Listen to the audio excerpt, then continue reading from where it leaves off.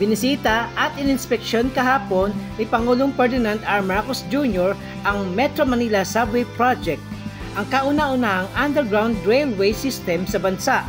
Sa kanyang pagbisita, natuwa ang Pangulo sa mabilis na development ng proyekto na inaasahang makakatulong upang mapaluwag ang trapiko at mapabilis ang biyahe ng libo-libong Pilipino araw-araw.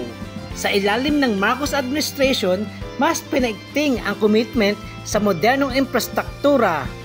At ang subway project na ito ay simbolo ng direksyon natin tungo sa mas maayos, epesyente at makapagong transportation system. Patunay ito na gumagalaw na ang bagong Pilipinas, hindi lang sa plano kundi sa aktwal na paggawa. Nandito tayo dahil in-inspection ko ang isa sa pinakamalaking proyekto na ginagawa natin para sa ilalim ng Department of Transportation para sa ating mga commuter. Ito yung ating subway project na papaabutin natin hanggang itong phase na ito, hanggang Valenzuela. Ngayon, pagka nabuo na ito, ang travel time mula sa Valenzuela hanggang sa airport ay sa kasalukuyan mga 2 oras yan 2 oras kalahati.